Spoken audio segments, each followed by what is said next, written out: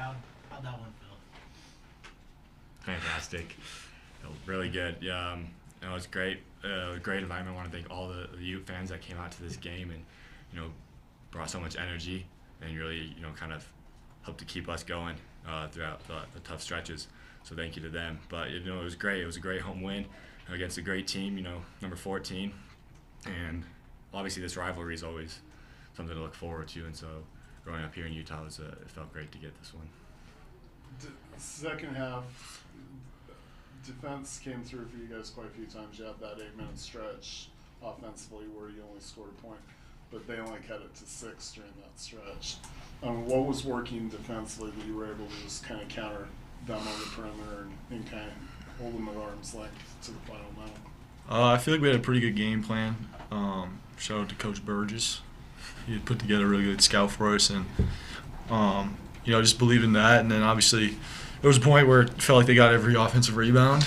So just kind of coming together and saying, hey, we're getting stops, but we got to get those rebounds. So. Gabe, you've obviously been able to hit a lot of clutch shots. Is this? I mean, I know you don't want to put it into one, but like for some of the shots you felt like it just felt like some of the biggest shots of your life. It's like you don't even think about it in the moment because I just shot it and then after it went in, I kind of realized like, okay, that was a big shot. I look up at the score, I was okay. But it obviously felt really good. Felt really good just to be able to knock it down and have the good pass from Raleigh, and it was pretty fun. Kata had a couple big putbacks for you, and then he was defense on that last play down there. Just what do you think of his play tonight? Kayla he's been elite for us the past couple games, and I think his mindset, he's just in a real good space in his head. And he knows his roles, he knows what to do for us, and he's just going to compete. He's probably one of the most multiple effort kind of guys. He blocks a 3 and comes down and I'm going to give it to him. He blocks another shot. He's just all over the floor, and he does so many good things for us that you just don't get from a lot of guys. Branden, Craig said that one of the main reasons you came back this season was to play in this game this year. Was there anything maybe from last year's game or something that kind of led to that motivation, or kind of just went into with all of that? Well, I mean, like I said, growing up in Utah, watching this rivalry game, I grew up a BYU fan and came here.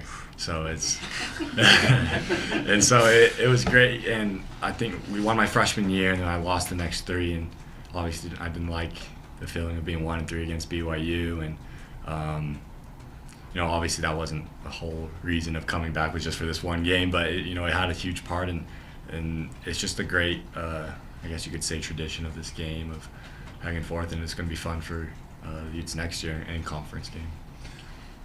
Branden, being able to grind out a game like this against a top 25 opponent, what can that do for you as you head into Pac-12 play at the end of the month? It just shows what we're really capable of. We were able to beat a top 25 team, and we've hung with a top 10 team as well. So we know we can compete, and we have the players and the pieces and the mindset to do that. We just have to be able to come out and execute every game, every half, So. Gabe, you guys have a good resume so far this season. I mean, do you see a noticeable difference between this season and maybe the last couple that you've been here? Yeah, I mean, I think I've said before a little bit, just the experience on this team. I mean, you have guys who played a lot together now, and then you bring in some guys 2 starters for us who've played a lot of games in the conference. So. Yeah, I mean, you can just tell there's a little bit of a difference in the in the experience of the team. Well, it's a great win. BYU is an excellent team. They're an excellent program. They're number 14 in the country for a reason, right? Coming into this thing undefeated, and not only undefeated, but the way they've handled their business. Obviously they beat Arizona State, beat North Carolina State, beat San Diego State, and then just manhandled everybody else. So it's a great win for us. We had a lot of guys step up. Thought we just played a really complete game. Obviously had a few, there was never a doubt down that stretch, but we really executed on offense in that first half, right? Getting, 45 points in the first half, and just kind of we're pinging the ball all over. Had a little bit of everything. Made some threes. Gabe got us going early to kind of stretch them out, and then we started pounding them inside. The second half, there was just a stretch. I think we had 13 points first 13 minutes, and it just put a lot of strain on our defense. And they did a good job. They were much more aggressive. They kind of switched their style a little bit. The way they play, I thought the way we defend them really bothered them, and they just started doing a lot more ball screen stuff, which isn't what they've been doing. And they were stubborn with the ball and made some big-time plays, and we had an issue getting the defensive boards. They coming into tonight, they were getting 42% of their missed shots, an elite number, and it really showed the first 8 minutes of the second half. Big-time shot late by Gabe. Gabe obviously missed the one, got his tip in. And then the play that's not going to show up a lot when, we cut it to 2, we had that turnover that led to a 3 by Richie Saunders. But late, we switched 1 through 5, and heck of a job by Kaba on that switch to Dallin Hall when Dallin was going hard right-hand drive, and obviously just kind of went off his knee. So that was huge, and Raleigh was able to seal the deal. But, I want to thank our fans, tonight. It's the first sellout crowd since 2017, and so many people impact winning. Basketball is a player's game. I've always said that. Like, as coaches, you got to do the best job you can, obviously, to put guys in a position to succeed and put them in a position of strength and connectivity and build your team a certain way. Obviously, administration impacts winning. Your coaching staff impacts winning. But fans impact winning in an elite way. And you could feel our energy or their energy all night long. And it just willed us during some tough times there in that second half. And so I can't thank our fans enough for coming out and showing up and showing out the way that we did. And we want to get this Huntsman magic back, because this place is an elite home court when we have it packed like that. And I've never felt that. It's my first time experiencing it like this. We had a great crowd when we beat Arizona last year, number 4 in the country, but it wasn't like that. And so I can't thank the people and our fans, fan base, for coming out and supporting these guys. This is a great group. It's a great group of young men with great character off the floor and on the floor. If you have any other questions from here, I'll answer them. So, looking at the defense in the second half, you had an 8-minute stretch there where you scored a single point, no stayed straight shots, but BYU could not capitalize. Yes. The closest they got in that stretch was like 6 points. So, 2 things. The last thing I didn't mention in this opening statement, Chris Burgess had the scout for tonight, and he did a great job. And obviously, he's been a part of this on 2 different sides, right, as a player and as a coach now, and coaching with BYU and coaching here. And he did a great job with our game plan and putting our defensive stuff together. And him, Matt Lopez, Justin Johnson, but Burgess was really, really good tonight. And but our defense is great. Our guys had a great look to them. When it's this early in the year, right? We're 7-2, so we're 9 games in. You go play 3 games in 4 days in Charleston. Great tournament. I mean, at the end of the year, those 3 teams that we played could all be quad 1 games. Wake Forest is going to end up being a very good win for us. And then you go on the road to St. Mary's. And when we played at St. Mary's, I thought we really grew up. Like, between the St. John's game to that game. And we were battle tested. I mean, at the end of the day, this might be our 5th quad 1 game already by the end of the year. There's a very real chance that could be the case. So our guys have been tested now. Like, we've been through the ringer. And we're starting to figure out that end of the floor. I think we're a very good offensive team, although we didn't show up for that one stretch. They got going early in the second half a little bit, and it was all offensive rebounds. They were missing a lot of shots, but we weren't getting the rebounds. And when you have a team that shoots as many threes as them, long shots equal long rebounds. So we have a phrase in our program: we cannot be zombie rebounding. In a zombie, right? Shot goes up and you just run in there like a zombie. And you're not making hits, you're not understanding a long shot equals long rebound. We were very good in the first half of that, but we weren't early in the second half. And then we tightened that up. And then we were able to kind of, stretch it out again a little bit. But they kept coming, coming into that, we called the timeout, obviously. What was it, 5 or 3? And then I think at the media it was 3. And we just said, God, this is what it's about. Like, this is what NCAA tournament basketball is about. This is what conference championship basketball is about. And this is what BYU and Utah in rivalry games. We made our run. They responded. They made their run. We responded. And you just got to keep where your feet are. You can't You know, when you turn it over or you miss a layup, you can't worry about that. It's done. You got to be where your feet are and make the next play. And I thought our guys did a really, really good job with that tonight. Greg, we've obviously talked about Gabe a ton, but down the stretch, it seemed like he was a big difference maker for you. I mean, how do you kind of put into perspective what he's done, especially trusting him late in those situations? You know, man, that guy's come a long way. You know, people will forget we didn't have him against Houston, and we didn't have him against St. John's, right? The two most athletic teams, by far and away. I mean, Houston might be the most athletic team in the country, and St. John's is not far behind. And so not having him, I don't know. I haven't sat down and talked to him about it, but he's just been different since he's missed that time. He missed about a week, and he's just had this different vibe to him. Not that it was bad before, but he just, I mean, we all see it. He's just taken a big jump forward. The way he carries himself, the way his body language is, his communication has been so good. And obviously the skill level you can see is really improved. That doesn't happen, you know, in that 10-day stretch. That was hard work over the summertime and in the fall and in the spring and in the fall. And so, you know, like I said, even just the last play of the game, to be able to go out there and trust him and say, hey, we're switching 1 through 5 here, because we hadn't really done that all game, except we call it veers, but I won't get into all that. So to be able to do that on Dallin Hall, which that guy's made a lot of big time plays through at high school, and obviously last year as a freshman made a lot of big plays. So for Keba to be able to switch that, be physical on the drive, and stay in front and cut him off, that was a huge play. But you just see the dimension he brings, where he can just he just goes and gets the ball, right? And even his closeouts on those shooters, to be able to block them. And I'm just proud of his progress. And he's only he's kind of scratching where he's going to be. Did Chris Burgess ask you for the scout today, or did you go to him? You know, he had it last year as well, and we had a good talk about it. You know, this year when we at the beginning of every year we talk it over, but I assign them. This guy's got this guy, right, and we go through it, and we kind of have our own process how we go about it. But we always have a lead scout guy, we had a good talk about it. Like, do you want to do it again? Do you not? And he did, and obviously he did a heck of a job. Your thoughts on Gabe Madsen?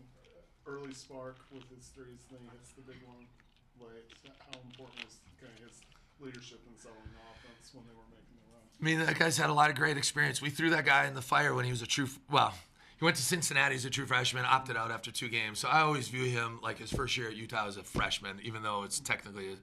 And guy's been in these battles. And I remember him missing a couple, shots early in his career when he was a freshman. He's been through the fire.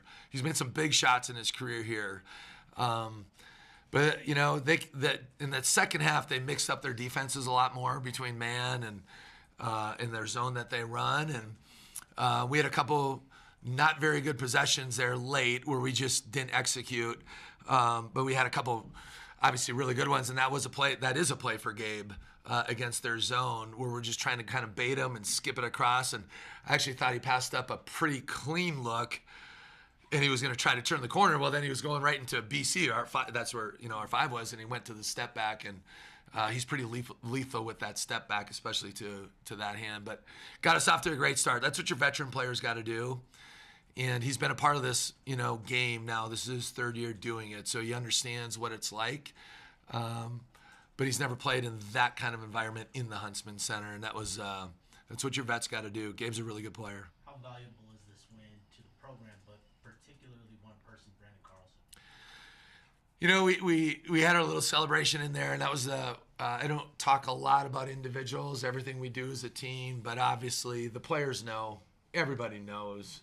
How important it was to him. And now you're going to get me emotional here.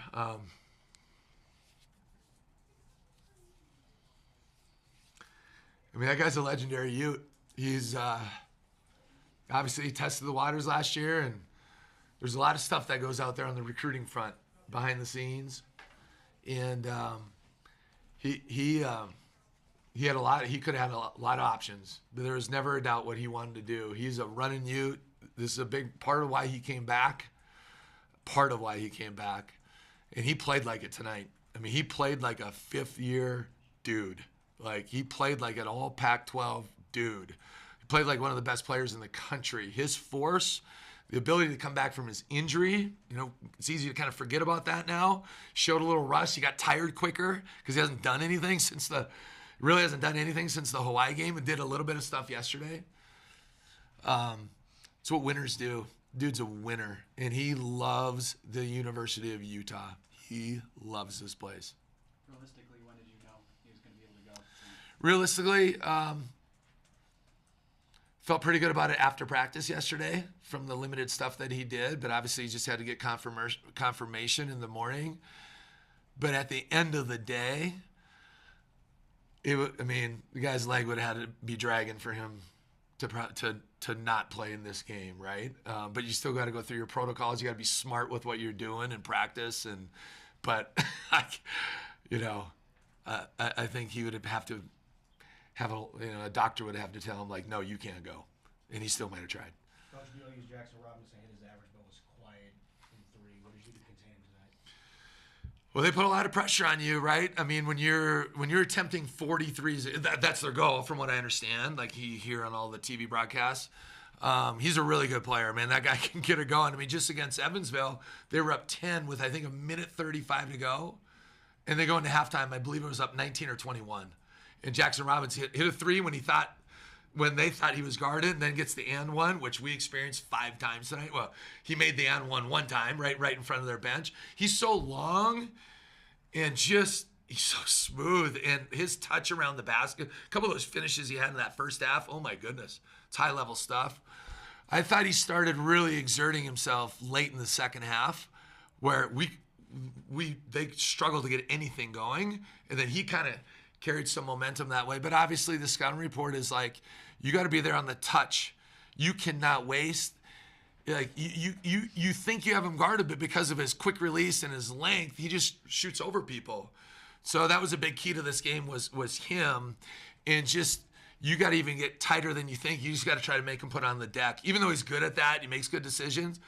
I mean, he's shooting at such an elite level that you got to kind of pick your poison, so to speak. But you kind of got to do that with the whole team, right? Like, I mean, they can just get it going. And obviously, we got a little overzealous.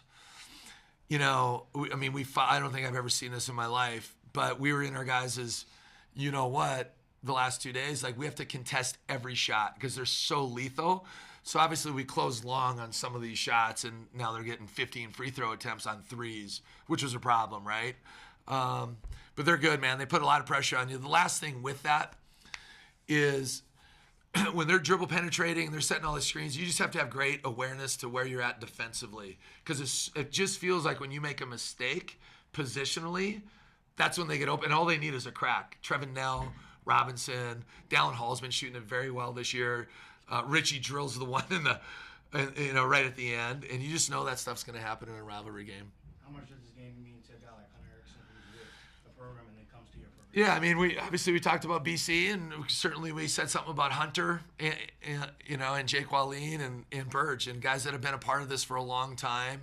These guys grow up doing it. Hunter's been a pro, man. I thought Hunter's been playing great. I mean, his game against Hawaii was the lead. I thought he played really well tonight. He had the turnover late. Maybe we should have put him in a different spot, but still, it is what it is. I thought he was aggressive, got the 4-point play. I thought he had a huge play where he turned the corner on a set that we ran. He turned the corner and got to finished it when they were kind of in a little bit of a run and we couldn't score. And that kind of got our momentum back with a mid-pick and roll. But it means a lot to those guys. I mean, his mom, it gets pretty emotional and personal, and just kind of walking around afterwards, just the huge bear hug from mom, it was pretty cool. But it's extra special for those guys, no doubt about it. 2 more? Do you feel like your length created a lot of mismatches for BYU tonight? Yeah, it works both ways, right? They were trying to manipulate some things, no question about it, and they were trying to pick on a few of our guys. I'm not going to name names, but at the end of the day, when you have size like we have, I mean, what are we? We're either the biggest team in the country height-wise or second biggest, so it matters. Like, you feel it. You know what I'm saying? Like, at my last school, we were always top 2. In my last 2 years, we were one of the 2 biggest teams in the country, and you feel that length and size, right? Because when you get to the rim, you still got to score over us, and when you're closing out and you carry a hand, which we got a lot better at this week, they feel that. And so it definitely matters. And it's certainly the big guys, but it's also our perimeter guys. I mean, we got good size up and down our lineup. One more?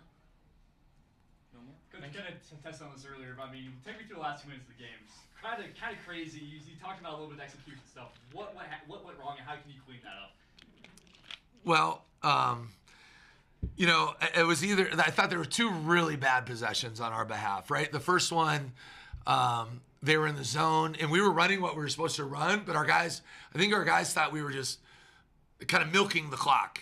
And so we weren't even looking like to attack, and we weren't necessarily in that. Now, at the end of the day, we had a lead, and we shortened the game in a big-time way, so it wasn't all bad. But, we ended up shooting a 25-footer and don't hit the rim, right? So at least it didn't lead to transition, if you want to look on the good side. And then I think it was the next possession or 2 possessions later, they were in man, and we ran the play that we had just scored on. And, it's hard. They basically ran 2 to the ball. We ran it for Hunter. Hunter got the layup on that, and he missed the layup on the same play. So we felt good about that play. Gabe was actually wide open. But listen, when you're out there playing, you don't see everything, right? And we just missed it. It is what it is. So we skipped it, took a long one late. But then we did execute, right, in that last possession when we were still up 4 and executed it perfectly for Gabe to hit that 3 at that time. But then when you flip it on the other end, now you're up 7. And, Gabe closed hard to number 50, right? And Khalifa, and he's a kind of a standstill, right? He's not and you guys have seen how Gabe can close. I mean, a couple of his blocks tonight. Are you kidding me? So it's a hard one. He kind of shot it. He kind of quick shot it because he knew Gabe was closing hard, and he kind of started falling down. And so, I don't know. It's a tough play. It's a bang bang play. So officials it's a hard job. Makes 2 out of the 3, right? They call timeout. We knew they're going to press. So we set up our press.